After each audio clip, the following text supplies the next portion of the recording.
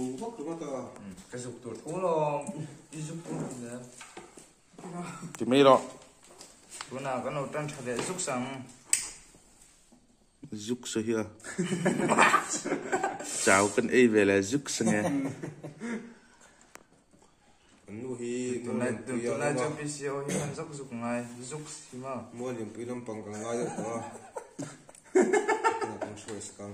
lighter chứ hệ đơn nè mày em rồi à tuy giờ chút thôi thì sẽ lighter thì hal càng lắm đơn đúng không linh pha tụi mày lấy từ khác lấy chết luôn lighter cái ip tết thun hal rồi thun thế try để đó cái thì tao mi chỉ là chân thế thì mình rồi rồi lọc lộ chân cần thun thế anh em ô có tụ là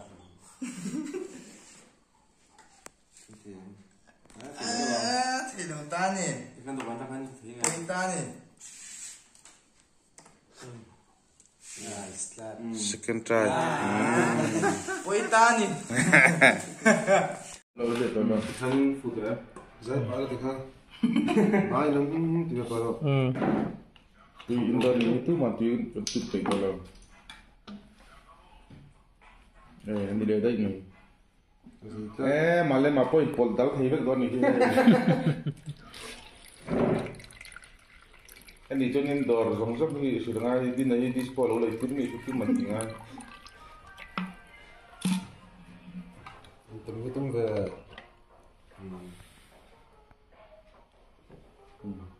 chịu cúp cúp chọc bốc sao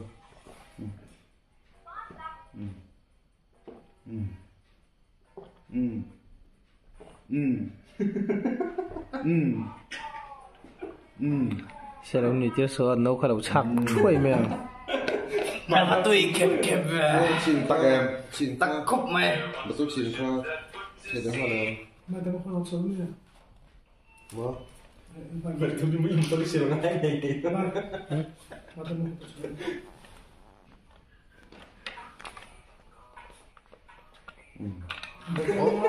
sao rồi tôi thấy cái sầu trép thả thăm rất là bạc chứ 다 삼는 거 다 또 것은 이중 쬐고 lấy mình chỉ mới đi lấy hột tốt nên ô cho nó hà ngay tọ thì cái lo không đấy thì vắng thì cầm bút là một cái cắn lô mè cầm bút là một cái